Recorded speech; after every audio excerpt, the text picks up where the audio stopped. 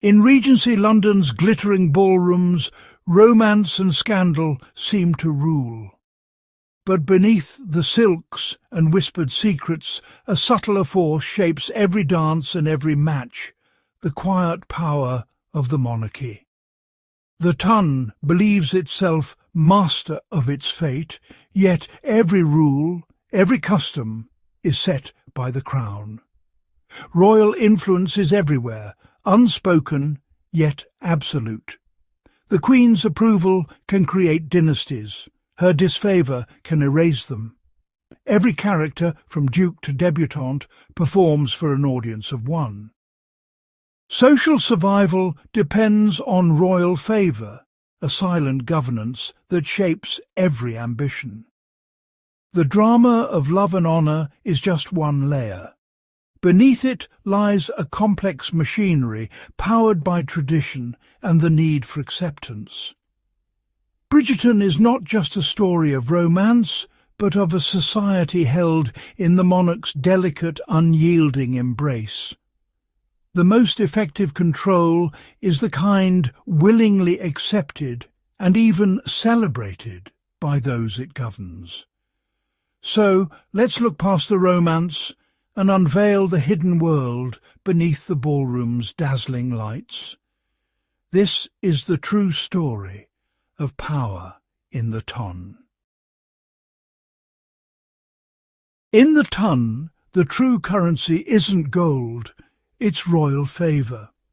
The Queen's approval transforms a debutante into the season's diamond, instantly securing her future. A nod from the Queen can elevate a family for generations. Her silence is social exile.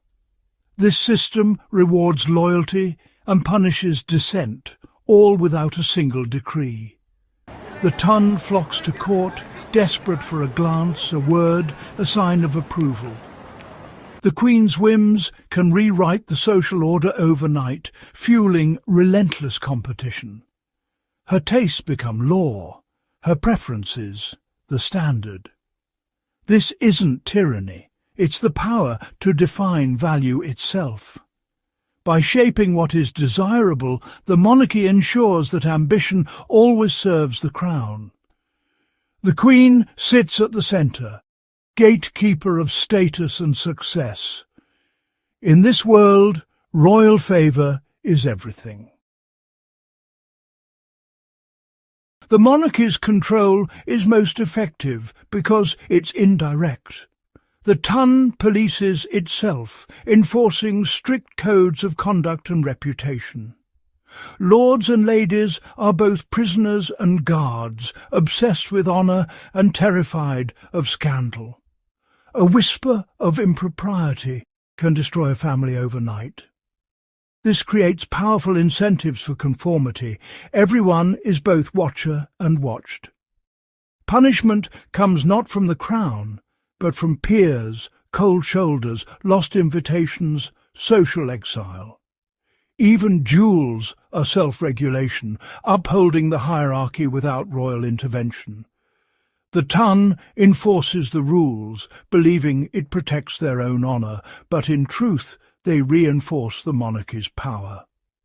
They are eager participants in their own subjugation, upholding traditions that limit their freedom. Here, power is embedded so deeply in culture, it's mistaken for tradition itself. The social season is a marketplace, trading not love, but lineage and status. Marriage is the primary transaction, consolidating wealth, securing titles, preserving bloodlines. Every debutante is an asset, her value set by family, dowry, beauty, and royal favour. The Crown underwrites this system, championing the sanctity of marriage and legitimate heirs. Love is secondary, strategy is everything. The anxieties of the ton, marriage, children, legacy, mirror the monarchy's own need for succession. Immense pressure falls on the young, their desires sacrificed for family survival. Women's worth is defined by marital prospects. Outsiders are marginalized. This structure is no accident. It's the logical outcome of a society built on hierarchy and inheritance, as modelled by the monarchy. The personal is always political in the world of Bridgerton. In Bridgerton, power isn't hidden, it's on display.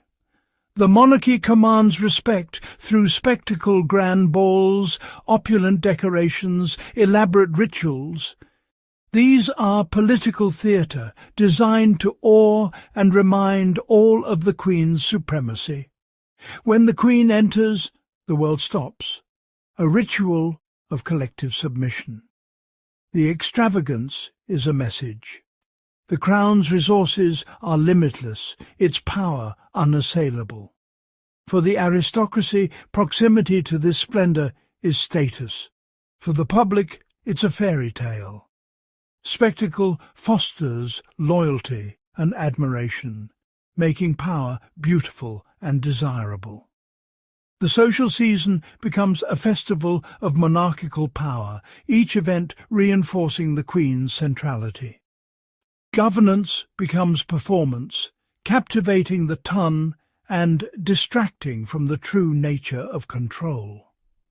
In this world, spectacle is the Crown's most dazzling tool. No system is absolute. Lady Whistledown proves it. Her scandal sheet wields power outside the hierarchy, exposing secrets and threatening reputations. The Queen doesn't crush this threat, she manages it. Direct confrontation would only empower Whistledown, so the Queen seeks to co-opt her influence. It's a battle of narratives, not force, royal endorsement versus anonymous gossip. By engaging, the Queen absorbs the threat, turning it into part of the system.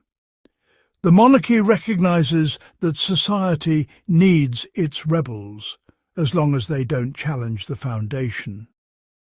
Whistledown's gossip reinforces the importance of the ton, even as it disrupts.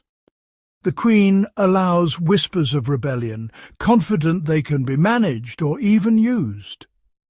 True power adapts, absorbing threats rather than destroying them. The monarchy's power is built on belief, not force. The Queen's authority exists only because everyone agrees it does. The ton's rituals, bows, curtsies, presentations, are acts of faith, constantly reaffirming the Crown's legitimacy. The social season is a year-long ritual, maintaining the illusion of power. If the ton stopped believing, the system would collapse overnight. Dissent is dangerous because it exposes the fragility of this consensus. Every member has a role in upholding the illusion. Conformity is survival. The Queen's power is both absolute and precarious, resting on the thinnest of foundations. Power endures only with the active participation of the governed. In the end, the Crown is held in place by collective imagination. Bridgerton's world is racially integrated, with people of colour holding the highest titles. This seems radical, but within the story, it's presented as a royal gift, not a revolution. Social progress is granted from above, reinforcing the monarchy's power. The new nobles are as invested in the system as the old, upholding the same rules and traditions. The hierarchy remains unchanged. Only the faces at the top are different. The monarchy positions itself as the source of progress, making its authority seem enlightened and desirable. This absorbs the energy of change, using it to fortify the Crown.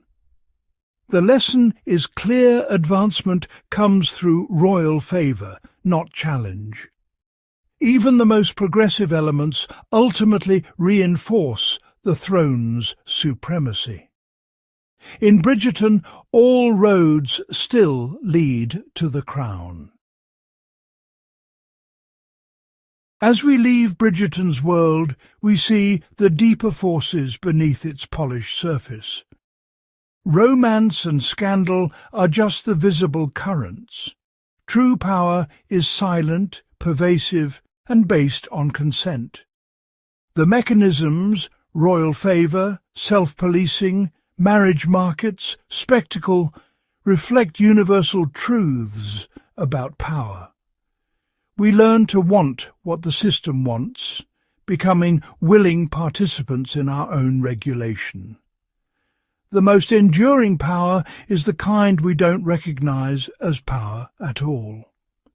Bridgerton invites us to question who writes the rules and who benefits from tradition.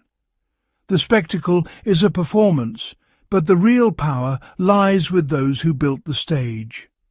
The dance between rulers and ruled is endless, intricate and revealing. Always look beyond the ballroom's lights to see who's conducting the orchestra. Before you waltz away, don't forget to join our grand society. If you enjoyed peeling back the layers of Bridgerton's world and discovering the hidden forces at play, hit that subscribe button now.